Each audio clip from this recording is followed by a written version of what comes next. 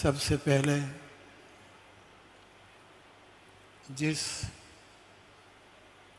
महापुरुष की स्मृति में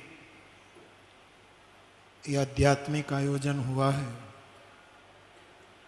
वो साकेतवासी परम पूज्य समर्थ रामायणी राजेश्वरानंद जी भगवान की चेतना को मैं प्रणाम करता हूँ। उसके बाद मैं व्यासपीठ को प्रणाम करता हूँ। व्यासपीठ पर विराजित सदग्रंथ को प्रणाम करता हूँ और इस सदग्रंथ के सूत्रों को हम तक पहुँचाने का बहुत बड़ा परोपकारी कार्य करने वाले हमारे पूज्य प्रिय पुंडरीक जी महाराज को मैं प्रणाम करता हूँ।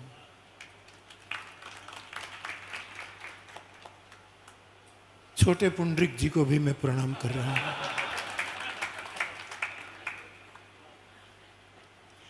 क्योंकि मैंने 3 पीढ़ियों का दर्शन किया है और ये चतुर्थ पीढ़ी का भी दर्शन कर रहा हूँ।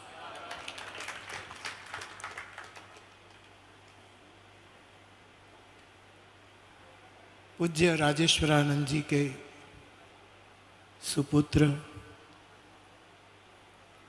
गुरु प्रसाद जी, दीदी और आपका पूरा परिवार सबको साधुवाद देते हुए सभी को प्रणाम करता हूँ। और इस मंगल प्रसंग पर यहाँ उपस्थित मेरे सभी पूज्य चरणों को मैं प्रणाम भी करता हूँ, प्रदक्षिणा भी करता हूँ। तो और आप सभी मेरे भाई बहन, मेरा वैसे चातुर्मासीय मौन है, वर्षों का मेरा नियम, व्यासपीठ पर बोलता हूँ फिर नहीं बोलता। लेकिन एक बार वृंदावन की कथा में मैं ब्रह्मलीन पूज्यपाद अखंडानंद जी सरस्वती जी के आश्रम में ठहरा था। एक संध्या को दर्शन करने गया तो आपने मुझे कहा कि आप गया प्रसाद जी के दर्शन के लिए कभी गए हैं? और ये विभूति के बारे में आप सब जानते हैं, एक महान विभूति। तो मैंने कहा कि मैं जाऊं। स्वामी जी ने कुछ प्रसाद भी भेजा कि महाराज श्री को अर्पण करना। उस दिन भी मेरा मौन था और मैं गया, दर्शन किया, प्रणाम किया, आपने आशीर्वाद दिया। पहली बार मैंने, वो तो बहुत आदर के साथ कि बापू को बुलवाना नहीं है, उसका व्रत है तो रहने दो, लेकिन मेरे से रहा नहीं गया और मैंने पहली बार मेरा मौन भंग उस महापुरुष के पास किया। और मैंने यही कहा कि जो प्रेम नेम न तोड़वा दे वो प्रेम काहे का। फिर ये वाक्य में जहाँ भी मुझे अंदर से होता है और बोलने लगता हूँ तब कहता हूँ, आज भी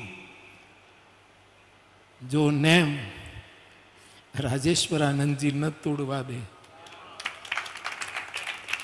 और जो प्रेम नियम को इधर उधर न कर दें तो वो प्रेम काहे का। मुझे बड़ी प्रसन्नता हो रही है क्योंकि मैं महाराज श्री के दर्शन बहुत निकट से करता रहा, सुनता रहा। आपका शास्त्रीय संगीत, आपका सुगम्य प्रवेश, आपकी पदरचनाओं को विविध रागों में कंपोज करना, शेरो शायरी और मानस के अद्भुत भावों की सृष्टि जो आप रचते थे उसका मैं साक्षी हूँ और मेरे प्रति बहुत आत्मीय भाव रखते थे। मेरा भी यही भाव आपके प्रति रहा। ये परिवारजन भी यही भाव रख रहे हैं। मुझे बताया कि ये अलंकरण प्रदान की विधि है और वृंदावन में ही है। मैंने तारीख पूछी तो बोले इन दिनों में मैं बरसाना ही हूँ। मैंने कहा कि मैं ज़रूर आऊँगा, मुझे श्रवण का भी लाभ मिलेगा और प्रणाम करने का भी अवसर मिलेगा। तो मैं बहुत प्रसन्नता व्यक्त करता हूँ। हम सब तो प्रसन्न है ही, लेकिन आज राजेश्वरानंद जी की रामचरितमानसीय चेतना बहुत प्रसन्न होती होगी। सौ कुल धन्य उमा सुनो जगत पूज्य सुपुनीत श्री रघुवीर परायण जहि नर उपज विनीत, ये मानस का मंत्र है। तो आज इस अलंकरण से हमने पूज्य श्री की व्यासपीठ को प्रणाम किया। आप सबको खुशी है, लेकिन कहने दो मुझे विशेष खुशी है। छोटी सी बात कहकर मैं विदा लूंगा। राजा प्रसेनजीत बुद्ध काल के सम्राट, उसने बुद्ध को चातुर्मास के लिए बहुत बड़ी भूमि दी थी कि तथागत आप यहाँ चातुर्मास करें। उसके लिए गंधकुटी बनी, आदि आदि सब हुआ। एक बार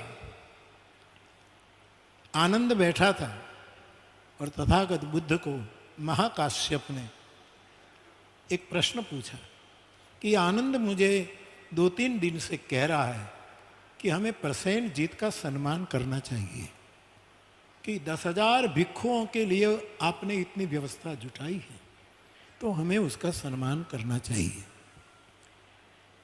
तो बुद्ध से पूछा कि भगवान आपका क्या विचार है, सम्मान किसका होना चाहिए? बुद्ध ने 5 सूत्र कहे महाकाश्यप को कि पहला सूत्र यह है कि सम्मान योग्य व्यक्ति की स्मृति में होना चाहिए। पहली बात, स्वमान प्रदान योग्य व्यक्ति के चरणों में होना चाहिए। स्वमान योग्य स्थान में होना चाहिए और स्वमान योग्य समय पर होना चाहिए। और 5वां सूत्र, ये तो बुद्ध का कहा, उसमें आप मुझे मत लगाना, मैं स्पष्टता कर रहा हूँ। 5वां सूत्र है सम्मान योग्य हाथों से होना चाहिए। 5 सम्मान, इसमें से मैं अपने को हटा रहा हूँ, लेकिन 4 तो चरितार्थ है। जिसकी स्मृति में सम्मान है, इसकी योग्यता को शत को प्रणाम है, क्योंकि जिसके स्मरण में इस अलंकरण का आपने सोचा, तो बुद्ध का ये सूत्र सफल हो रहा है। दूसरा, योग्य व्यक्ति के चरण में ये सम्मान का अर्घ्य होना चाहिए।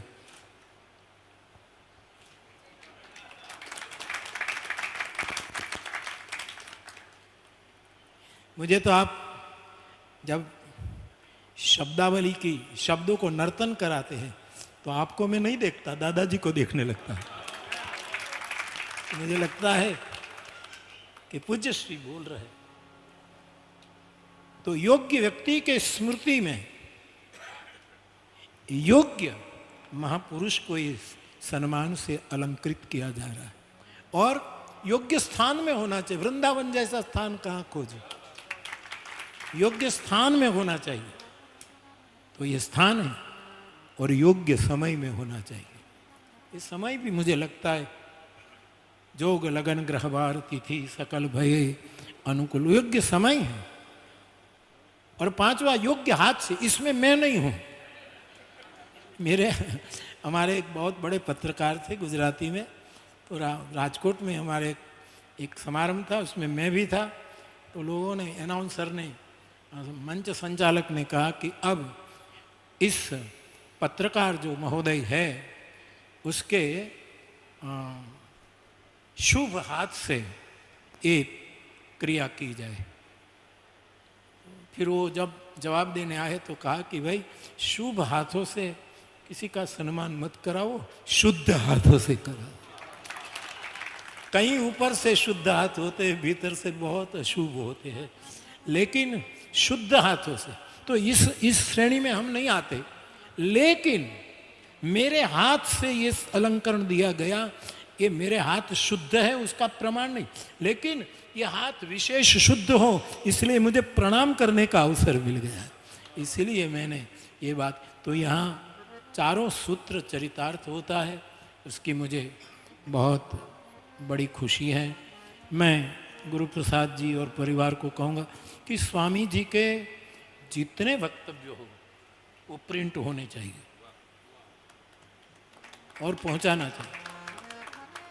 उसमें जहाँ भी हमारी मर्यादा में कोई सेवा की जरूरत पड़े, मेरी क्षमता में, तो आप जरूर मुझे कह सकते हैं, क्योंकि इसकी बहुत क्या भाव प्रस्तुत करते थे, क्या एक एक रहस्य खोलते थे अपनी खुद। एक बार मैं मध्य प्रदेश में, कहाँ, वर्षा नहीं, वहाँ तो आप आए थे, लेकिन राम किंकर जी महाराज का प्रवचन चलता था और रायपुर में आत्मानंद जी जो रामकिशन मिशन के प्रतिवर्ष वो कराते थे, और फिर मुझे भी दूसरे दिन कथा का आरंभ करना था, तो मैंने बहुत बार आपके प्रवचन सुने हैं। तो आपके स्मरण में ये मंगल कार्य हुआ, और भरत चरित्र और क्या नाम है दूसरा, भजन, हाँ, ये दो ग्रंथ व्यासपीठ को समर्पित हुआ। व्यासपीठ को कुछ भी समर्पित करो तो ये ब्रह्मार्पण हो जाती है, लोकार्पण नहीं। हम लोग लोकार्पण करते हैं, ये ब्रह्मार्पण हो जाता है, क्योंकि शब्द स्वयं ब्रह्म है। तो मुझे बहुत प्रसन्नता है। आप सबको मेरा प्रणाम, पुनः व्यासपीठ को प्रणाम, महाराज श्री की चेतना को प्रणाम। राधे राधे, जय सिया राम।